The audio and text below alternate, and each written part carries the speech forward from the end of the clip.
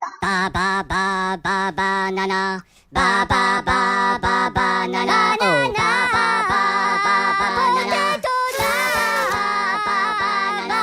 Ba ba ba banana. とかりのポタトリカにマロマニカのキカバババ.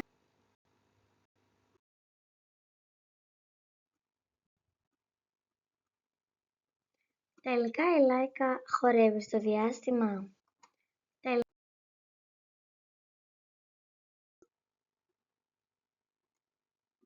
Όλοι, τουλάχιστον οι περισσότεροι, θυμούνται το τραγούδι της Ιρλανδίας στο Eurovision, Like a Party in the Sky.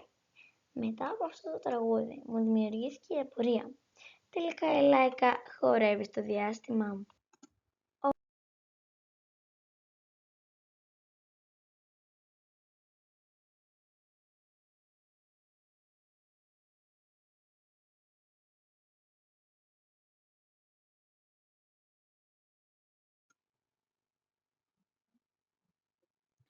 Η Λάικα ήταν μια σκυλίτσα που χρησιμοποιήθηκε στο Σοβιετικό διαστημικό πρόγραμμα. Στις 3 Νοεμβρίου του 1957 έγινε ο πρώτος ζωντανός οργανισμός που μπήκε σε τροχιά γύρω από τη Γη, επιβαίνοντας τον δορυφόρο Sputnik 2. Πριν γίνει πειραματόζωο της Σοβιετικής Διαστημικής Υπηρεσίας, ήταν αδέσποτος στη Μόσχα. Η επιλογή ενός αδέσποτου ήταν σκόπεμη, ώστε να έχει συνηθίσει στο κρύο και στην πείνα και να μπορεί να ανταπεξέλθει ευκολότερα σε τυχόν δυσμενείς καταστάσεις κατά την πτήση.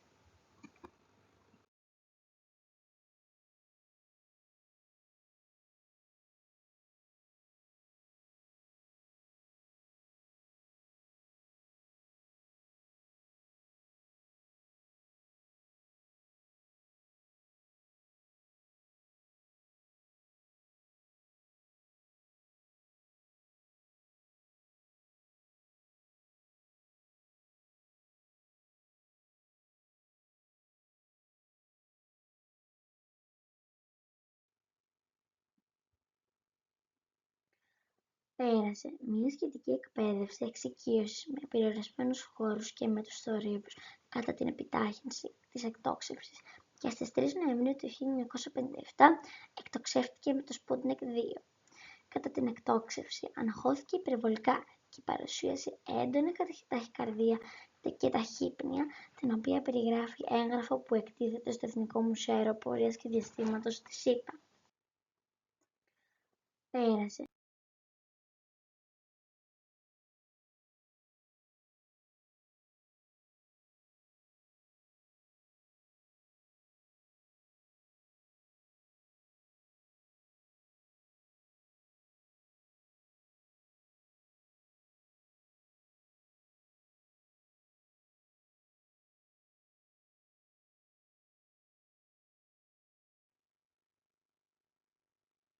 Το Sputnik 2 είχε σχεδιάσει να κατασκευαστεί στα γρήγορα σε μόλις ένα μήνα, καθώς ο Νικίτα Χρουστόφ είχε δώσει εντολή να προλάβει να εκτοξευθεί ο δορυφόρος στην επέτειο της Ρωσικής Επανάστασης. Ως αποτέλεσμα, αντίθετα με τους μεταγενέστερους σοβιετικούς δορυφόρους, δεν είχε προλάβει να σχεδιαστεί και για την ασφαλή επανείσοδο στην ατμόσφαιρα και έτσι η Λάικα ήταν καταδικασμένη από την αρχή που άρχισε το ταξίδι της. Το Sputnik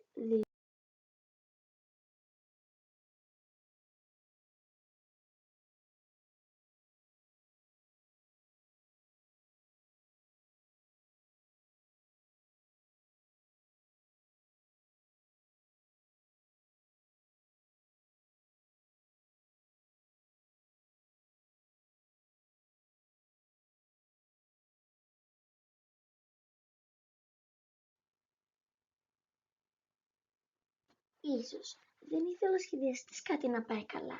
Μήπως δεν ήθελε να ήταν ρωσικής καταγωγής το πρώτο κατοικίδιο που θα έφτανε στο διάστημα ή ακόμη και να πατήσει σε κάποιον άλλον πλανήτη. Γιατί ο πρώτος σκύλος που θα πατούσε στο διάστημα να μην ήταν αμερικανικής καταγωγής και να ήταν ρωσικής καταγωγής, όπως και ο πρώτος άνθρωπος που ταξίδευσε στο διάστημα?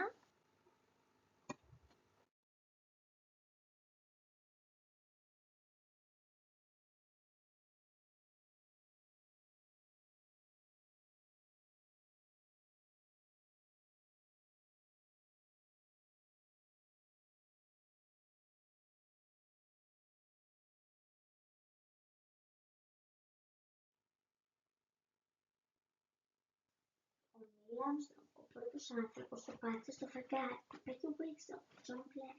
Όλοι αυτοί είναι διάσημοι αστροναύτες από την Αμερική. Τότε γιατί ο πρώτος άνθρωπος που πήγε στο διάστημα, ο Yuri Gagarin, πέθανε σε αεροπορικό δυστύχημα? Ο Gagarin σκοτώθηκε μαζί με τον εκπαιδευτή του κατά τη διάρκεια μιας δοκιμαστικής πτήσης. Γιατί όμως? Μήπως σκοτώθηκε αυτός και ο εκπαιδευτής για κάποιον λόγο?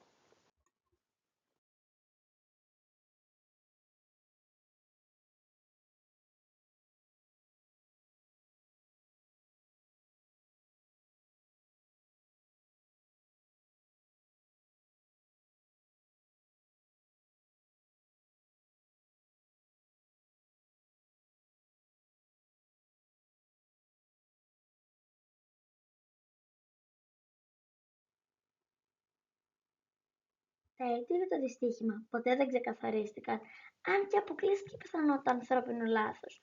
Βέβαια, γιατί κάποιος να θέλει να σκοτωθεί ο πρώτος άνθρωπος που βρέθηκε για πρώτη φορά έξω από τη γήινη ατμόσφαιρα? Τα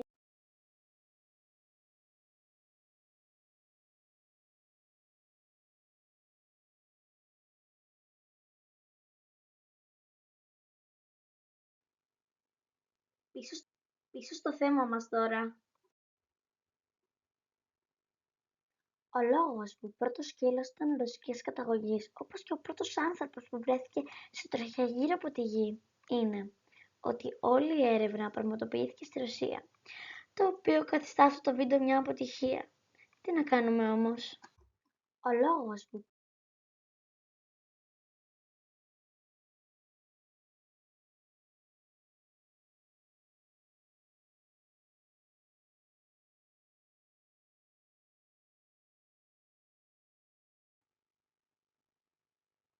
είναι μια πραγματικότητα. Είναι... Ευχαριστώ πολύ που παρακολουθήσατε το βίντεο μου. Κάντε μια εγγραφή στο κανάλι μου, ένα like και πατήστε και το καμπανάκι για να μην χάνετε κανένα από τα επόμενα βίντεο. Ευχαριστώ. Ευχαριστώ. Ευχαριστώ.